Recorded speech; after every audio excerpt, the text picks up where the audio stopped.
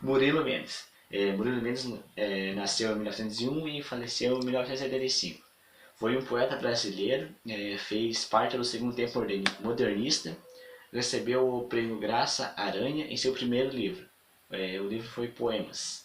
Participou do movimento antropofágico que buscava uma vinculação com origens do Brasil. Murilo Monteiro Mendes, conhecido como Murilo Mendes, nasceu em Juiz de Fora, em Minas Gerais, no dia 13 de maio de 1901. Iniciou seus estudos na terra natal, indo em seguida para o internato no Colégio Salesiano em Niterói, Rio de Janeiro. Em 1920, muda-se para a capital, onde participa do movimento antropofágico.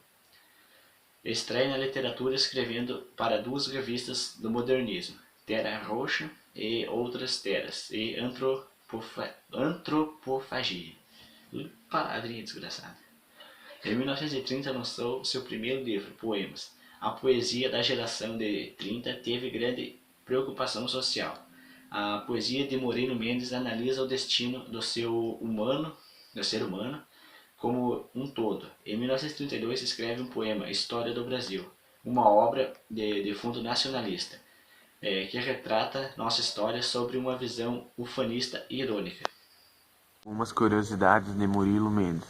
Luiz Forano, nascido em 1901, Murilo Mendes faleceu em 1975, mas deixou um legado de obras incríveis, além de ter dado nome a grandes locais da cidade como a Biblioteca Municipal Murilo Mendes. Uma pessoa com várias funções, Murilo Mendes viveu e trabalhou intensamente. O escritor teve várias outras profissões durante a vida, e algumas bem inusitadas, como telegrafista, inspetor de ensino secundário prático de farmácia, arquivista. Tô muito preto. Obras de Murilo Mendes. Poemas 1930, História do Brasil 1932, Tempo de Eternidade 1935, em colaboração com Jorge de Lima.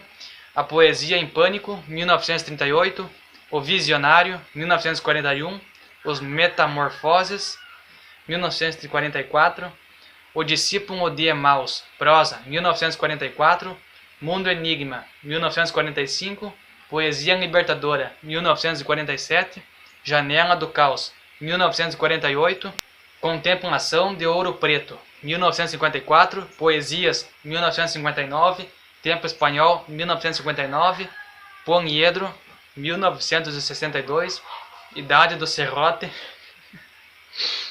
Memórias 1968, Convergência 1972, Retrato Relâmpago 1973. E tem mais uns outros aí, só que daí demora demais.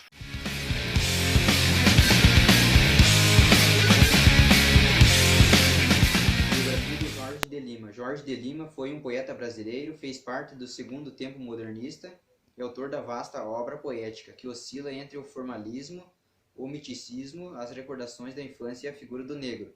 Jorge de Lima nasceu em União dos Palmares, Alagoas, no dia 23 de abril de 1895, filho do senhor de engenho. Mudou-se para Maceió em 1902. Estudou no Colégio de Alagoas. Com 17 anos, escreveu o poema Acendedor de Lampiões. Estudou medicina no Rio de Janeiro. Em 1914, Versos Alexandrinos, que foi sua estreia no mundo literário. Em 1919, retornou a Maceió, onde exerceu a profissão, dedicou-se à política. A carreira poética de Jorge de Lima foi múltipla. Iniciou-se no movimento parnasiano e, no final da década de 20, acercou-se de técnicas do modernismo, em especial do verso livre. Reuniu as várias fases em seu poema Invenção de Orfeu. Jorge de Lima sintonizava-se com as proposições regionalistas de alguns intelectuais nordestinos, chefiados por Gilbert Freire. Daí a fase nordestina do poeta, caracterizada por uma produção literária focada na realidade existencial, cultural e histórica do povo do Nordeste. Algumas curiosidades de Jorge de Lima. Jorge Mateus de Lima nasceu em 23 de abril de 1895 em União dos Palmares. Morreu em 16 de novembro de 1953 no Rio de Janeiro. Medicina. Inicia em 1911 a Faculdade de Medicina, Salvador, Bahia, concluindo a em 1915 no Rio de Janeiro.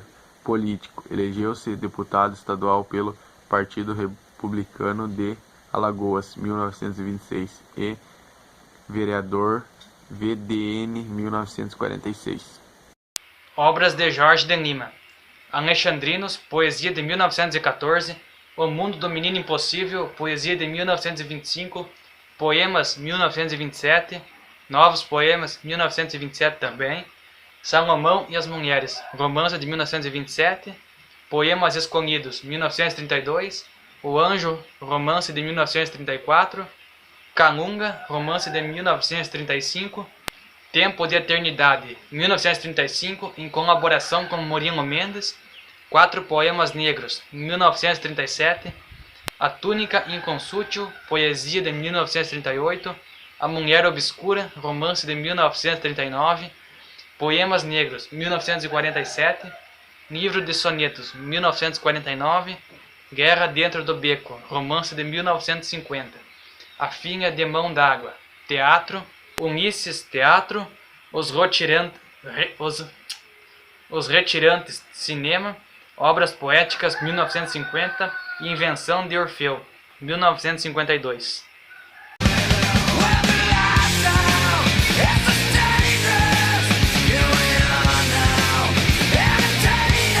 Monteiro Lobato, 1882 a 1948. Foi um escritor e editor brasileiro. O Sítio do Pica-Pau Amarelo é sua obra de maior destaque na literatura infantil. Criou a editora Monteiro Lobato e mais tarde a Companhia Editora Nacional. Foi um dos primeiros autores de literatura infantil de nosso país e de toda a América Latina. Metade das suas obras é formada de literatura infantil. Destaca-se pelo caráter nacionalista e social. O universo retratado em suas obras são os vilarejos decadentes e a população do Vale do Piraíba, quando da crise do café. Situa-se entre os autores do pré-modernismo, período que precedeu a Semana da Arte Moderna.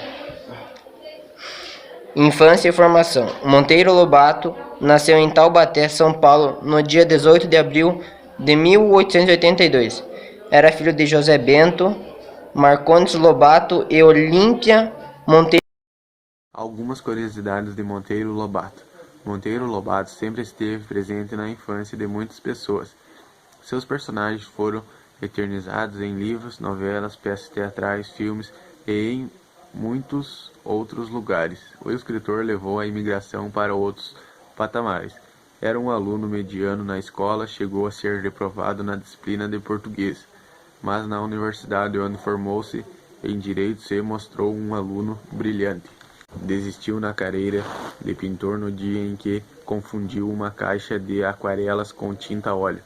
Como pretende ser pintor um imbecil que nem distingue aquarela de óleo? Contava Murilo Mendes. Obras de Monteiro Lobato. O Saci Pererê, resultado de um inquérito, 1918. Urepês, 1918. Problema Vital, 1918. Cidades Mortas, 1919. Ideias de Jeca Tatu, 1919. Negrinha, 1920. A Onda Verde, 1921. O Macaco que se fez homem, Baguá.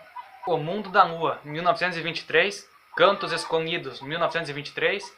O Garimpeiro do Rio das Garças, 1924. O Choque, 1926. Ferro, 1931. América, 1932. Na Antevéspera, 1933. E Contos Leves, 1935. Esse também tem mais um punhado de gente, mas daí fica muito grande e eu enjoo de falar. Então, só esses aí tá bom. Nota 10! O projeto literário da poesia da segunda geração modernista. Refletir sobre o sentido de estar no mundo é a proposta que define o projeto literário da poesia da segunda geração modernista.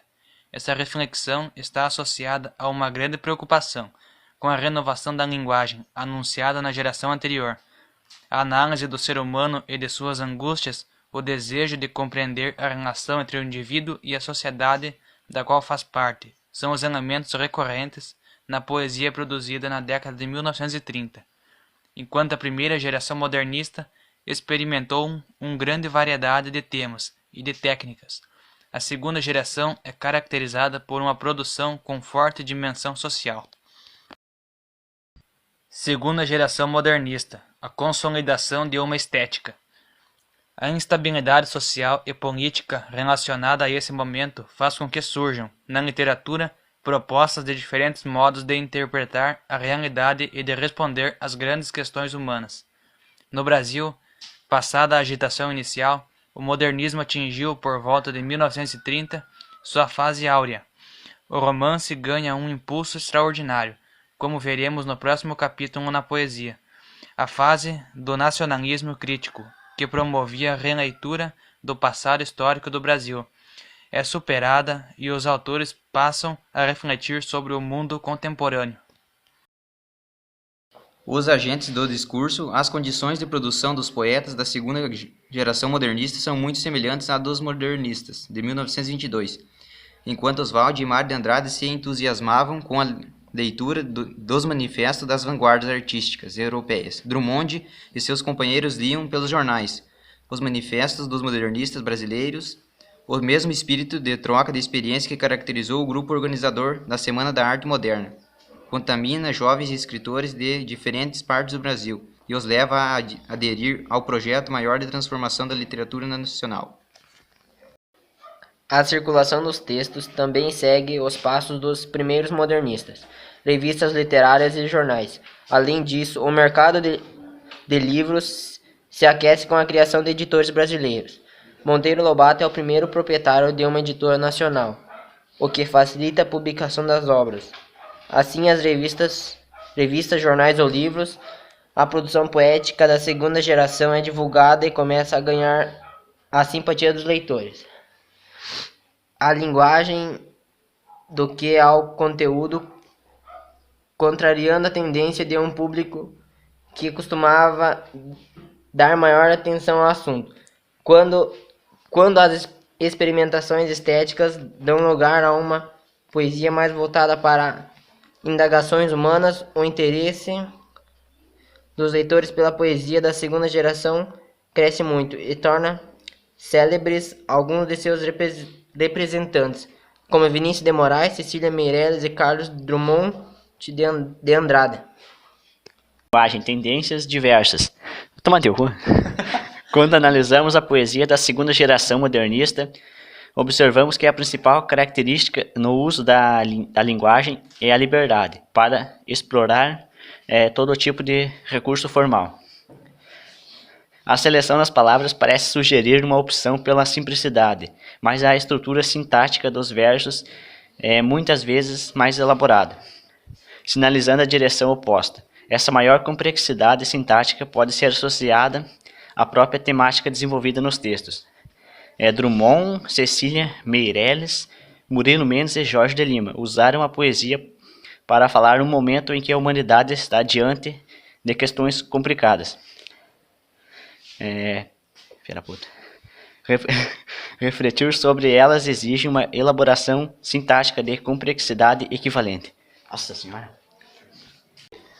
A maneira como são usados os recursos próprios da linguagem poética, como versos, ritmos e rimas, também reforça a liberdade como marca dessa geração. Versos livres e brancos convivem com outros rimados e de matéria fixa. Formas poéticas fixas, como o soneto, também serão revistados por todos os poetas que submetem a linguagem às suas necessidades, valendo-se de todos os recursos formais ou não à sua disposição.